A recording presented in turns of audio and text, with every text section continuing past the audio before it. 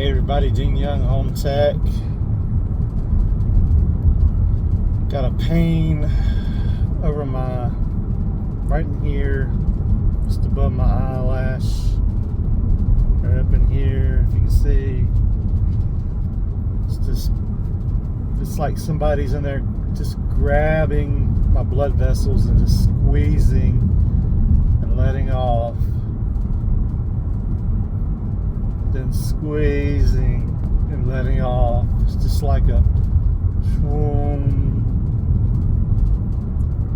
A few seconds go by. Swoom. A couple times I felt like it was going to take my breath away. It's just slowing me down and making me just feel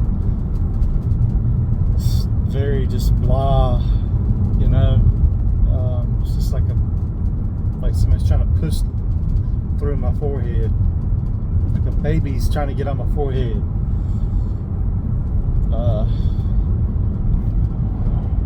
Very distracting and discomforting for sure. So I had 2 inspections today. First one was a new construction. Second one was, it says 2022 built, but the water heater was 2018. The AC was 2019 and the heat pump was 2019, so around that era.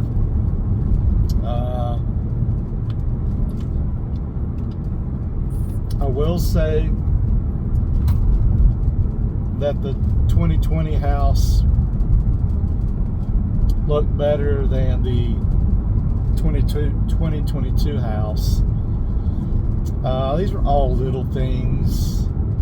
Nothing major structural. I didn't really see any real hazards or nothing. But, you know, it all depends on who's doing what, where, when, how, all comes together. Now the new home, new construction was in Kernersville. It's actually across the street from where I grew up. My sister actually lives there now. It's across the highway of 66. And it's kind of disappointing to see all that being developed, and I'm hearing that people don't want to sell in the area, but it seems like they may be forced to. That's what the builder was saying. I don't know. It's sad.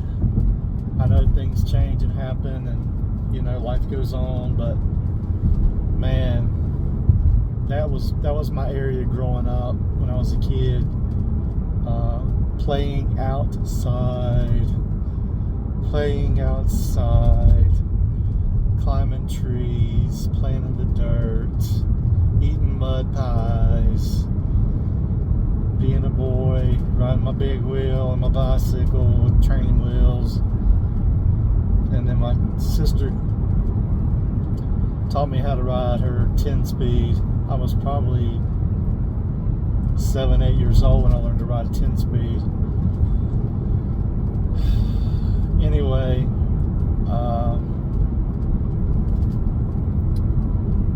so the builder, superintendent, whoever at the first home said that the gas meter was on back order.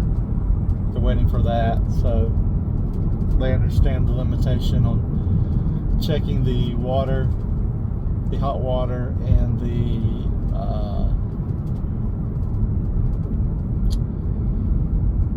heating and air, or the heat, you know, the furnace heat. So they, you know, knew about that. I wasn't going to test that. So yeah, but there was some other stuff in there. It was questionable. Dealing with the builder, I'm not going to sit there and have a pissing contest and who knows more and whatever. I'll do my statement, and if they rectify it, they rectify it. If they don't, and there's an issue, then I've documented the potential issue. So, you know, kind of is what it is. So there were several things, and one thing that got me, was so funny, was I was in the garage doing some stuff, and I heard him talking to the buyers He was walking out, showing around with blue tape and stuff, and they were doing that when I was doing the inspection. He came in the garage, and there's a scuttle hole up there, and they had a ladder. They had opened the ladder up and put it up in there, braced it against it, or stood it against it. There was a piece of drywall that was cut out to fit to go up in there. I was looking at the drywall, and I seen the end of the drywall board, and I immediately knew it was not Type X or fire resistant. So while they're walking through, I heard the superintendent tell the buyers, yeah, so we got this ladder here for anybody that wants to look up in the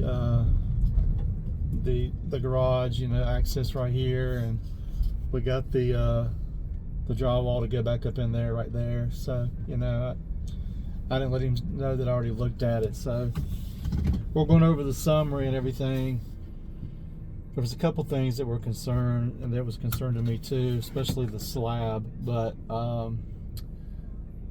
he was talking about that. I was going through the summary, and I mentioned the garage. I was like, I noticed that the scuttle hole, there's a regular piece of drywall. It's not rated. It's not fire rated, and he was like, I made a note to the so-and-so to have him bring that, because that's the wrong type of panel to go up in there. But yeah, we got that taken care of. Yeah. And then on the slab, it was a pretty good couple little area, because they got two sides for the doors, two doors, one on one side, one on the other side, in between a wall. And where the slab come together, they did have expansion joints, but outside of those joints, man, it was kind of some cracks, and then it was looking in some areas a little bit of chunks starting. And once things cure really good and they start to settle, things are going to change. And I can almost guarantee that slab is going to heave up or something. It's going to settle, and it's going to be an issue. He said they carry a 10-year warranty, so we'll see. I stated him, the issues, and it is what it is. There was some other stuff, but there was a leak under a sink.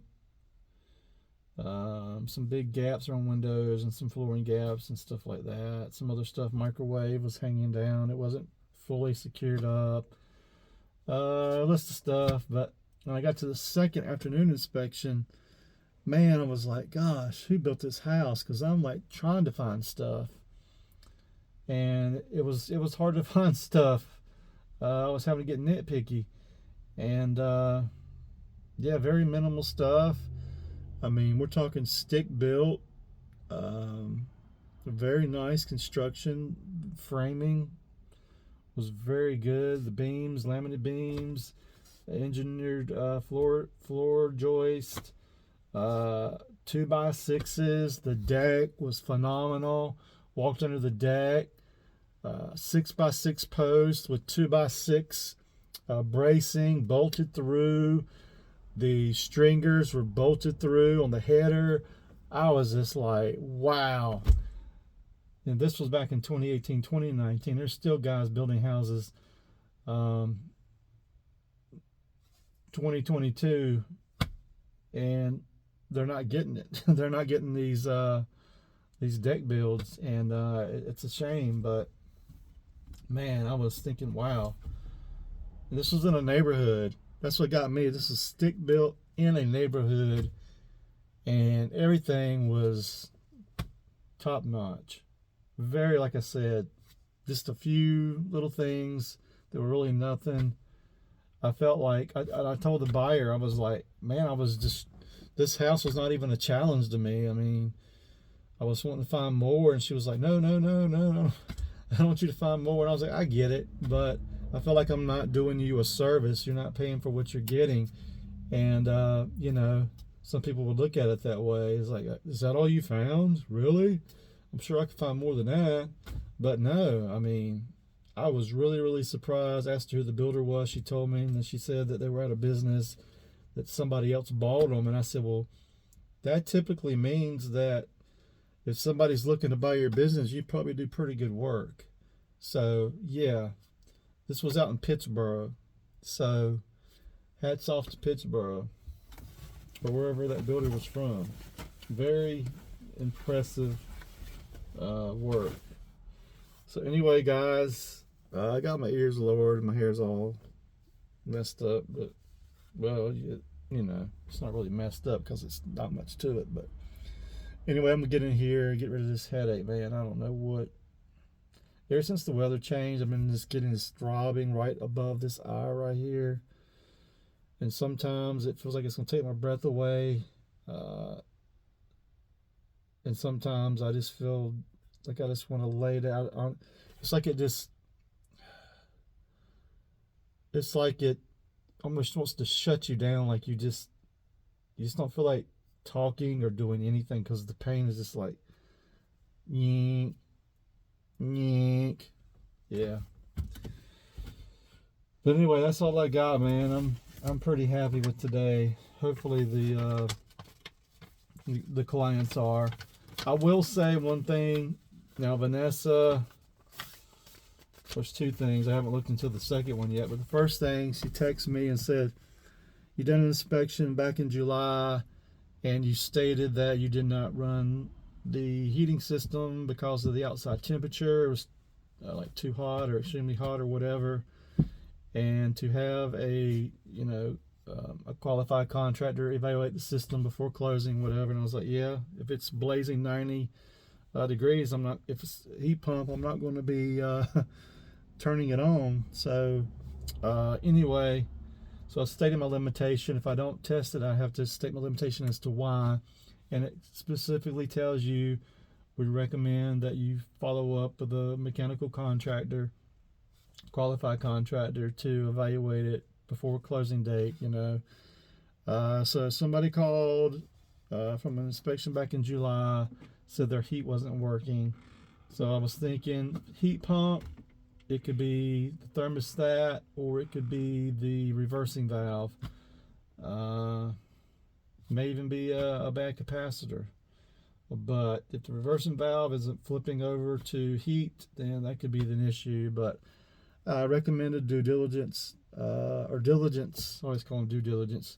I recommended Diligence Heating and Air. They're very good at what they do, and so I referred them, and hopefully get that person taken care of. I don't know why people reach out to the home inspector. If it's not working, just call a heating and air company and tell them your issue. Don't go to the report and try to find a reason to have the home inspector to potentially pay for it, Anyway, 336-99-815, HomeTechNC.com. Hopefully I get to reveal my logo stuff.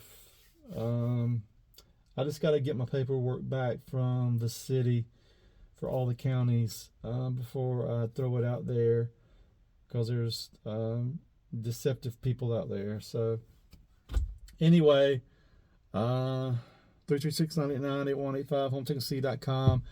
Got some new ones. I'm going to go with the new. One's going to be triadinspector.com, and the other one is going to be triangleinspector.com, and I'm going to look for another one for the Charlotte area. So we'll see. Anyway, guys, peace.